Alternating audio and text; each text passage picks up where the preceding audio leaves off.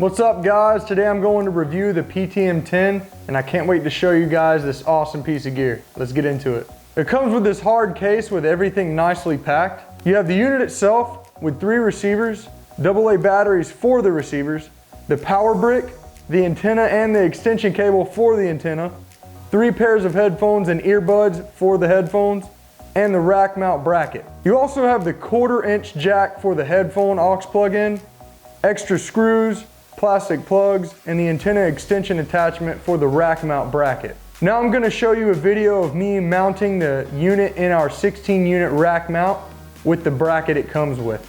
Let's take a look at it. So I'm having trouble with these screws here, so I might have to find another area to put this unit.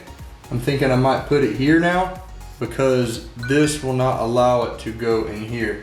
So I'm going to try to take this bar out and put this unit on top now, due to the fact that these screws on the bottom here are keeping me from being able to put it in. It's literally can't go in at all just because of the 2 little screws, so not liking that.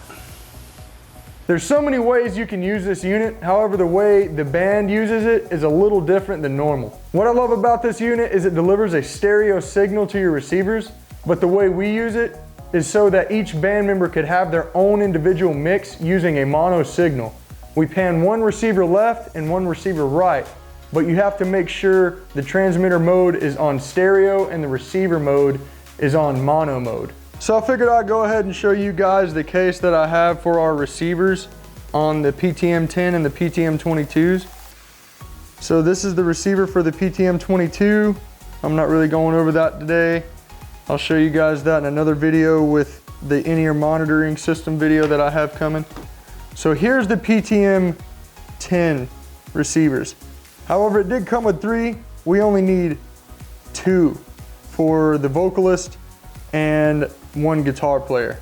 Since I'm the drummer, I only need a direct in, so luckily I don't need a receiver. Sorry guys, I had to turn the light off because you couldn't really see the settings. So you turn it on top here. Obviously you can see I have lock on, so this can be kind of irritating. For me it was, at least, because I could not figure out for a while how to unlock it, so I just had to keep playing with it. I think you just have to hold this down on the, you have the set and add. So yeah, there you go, you hold the set button down and then you can turn it off by hitting add. So what I'm gonna do is show you how we ended up panning them left and right for the mono signal on the receiver. Like I said before, you have the PTM-10 unit, you have that on stereo mode, and you have these on mono mode. So I'm gonna go ahead and show you guys how I did that on here.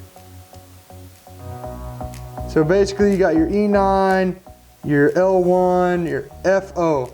So this is mono, basically. I'm not sure what the FO stands for, but I looked it up and come to find out this is the mono mode. So if you turn this on, that's how you can get this to do mono on here. Because if this is off and you pan left or right, since it's stereo on the other unit, you're gonna get the left signal in your left ear and it's only gonna mute the right one. However, from experience, from doing all this, it doesn't quite mute it completely, but it gets it enough where you could basically use this as 1 single mono signal for your musician in the band. So that's how we use it, and I'll show you guys how to put this back. Oh yeah, I wanted to add this too. If you want to turn it on or off, you just tap that on.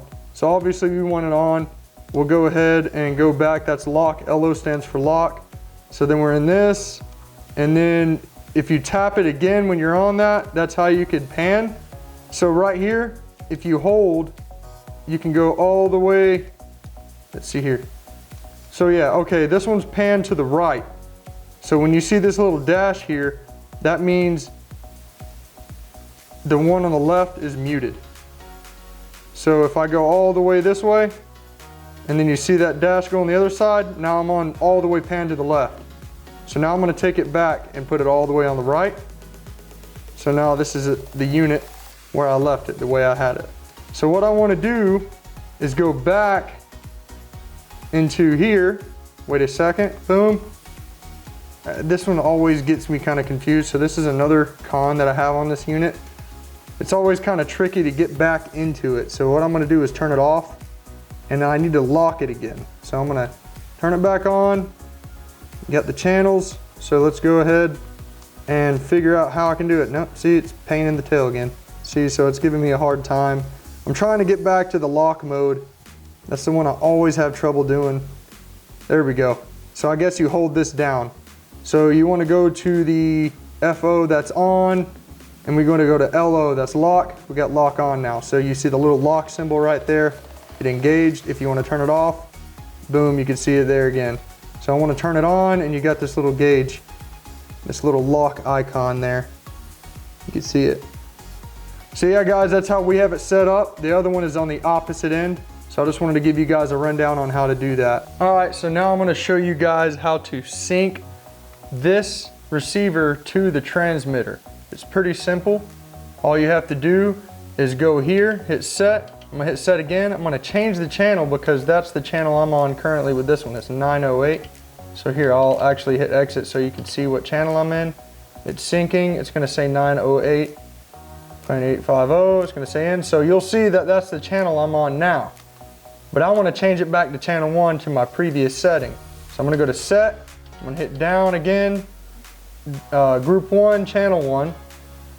So then I'm gonna go hit set, and I'm gonna hit exit, and then it's gonna sync. You wanna set this in front of here, and then when it says end, boom, I'm set back to channel 1, 92.3.650.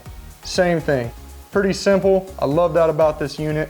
Typically you would have to adjust this one to that one. The fact that it syncs it up for you automatically is pretty awesome as well. And then also if you want to change your stereo mode to mono, and remember whenever you're plugged into the right or left, because this is a stereo unit, if you want to do just mono in this unit, what you have to do is you have to hit set. You're going to go over to, sorry about that. You're gonna go over to mode, you tap set, that's how you toggle back and forth, and then you're gonna go to mode, and then you're gonna hit, you gotta go to mode, and then you can tap up, and that'll change between stereo and mono. So you can see that there. So yeah, I'm gonna keep this in stereo. Remember, the way we're using it is we're keeping this in stereo, and these are panned to left and right. And these are in mono. So that way the guitarist and the vocalist can have their own separate mixes. So that way we can use this unit for 2 people rather than 1. So that's what I love about this. So now let's go over the pros and cons of the PTM-10 and the PTM-22. It's awesome because I just so happen to have the PTM-22, so it gives me a good comparison on what to look for and what's good and what's not. Now let's go over the pros for the PTM-10. The first pro is the price point. It's very affordable when it comes to it. Whenever you have 3 receivers, it's only $360 on Amazon. So I love that price point because it comes with 3 receivers. Number 2, it's a 2-in-1 unit basically for the way that the band uses it currently. You can use it stereo, but I love the fact that it gives you a individual mix for mono, and you can pan them left and right and each person can get their own mix. So I love that about it. Number 3, it delivers quality audio. It's very good. I didn't hear any static. And whenever I asked the band guys, whenever they were in rehearsal, they absolutely loved it as well. Number 4, it's very loud. So I would recommend definitely don't blow your ears out with this one. So make sure you have, when you turn it on and everybody's getting ready to go, you have it turned down a little bit because it will blow your ears out.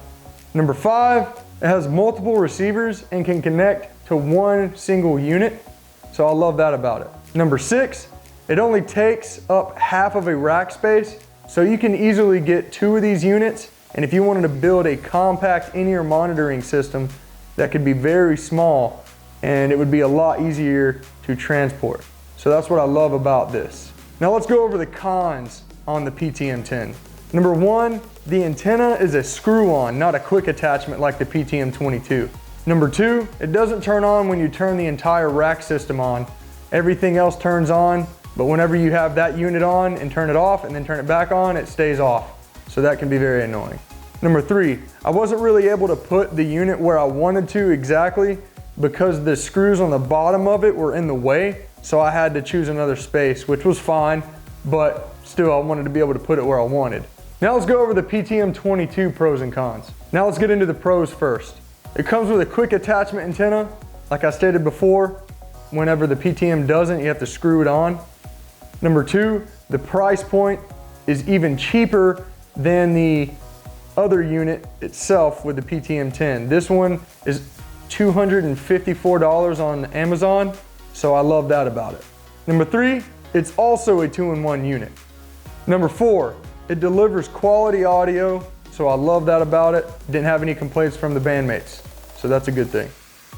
Number five, this unit actually turns on when you turn on everything, rather than the PTM-10 didn't turn on whenever you left it on in the first place. Not really a big deal on the PTM-10 side, but the PTM-22 did beat it in that area, so I thought that was cool. Now let's get into the cons on the PTM-22. Number one, the volume isn't as loud compared to the PTM-10, but you can always fix that with adjustments in the mixer, so that's not really a problem.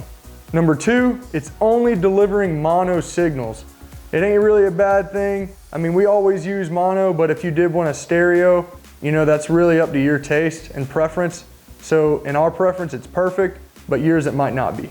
Number three, it takes up an entire rack unit space. It isn't a big deal also, but like I stated before, the PTM-10 only takes up half. So if you really wanted to use 4 people, you could take up 1 rack unit space with the PTM-10.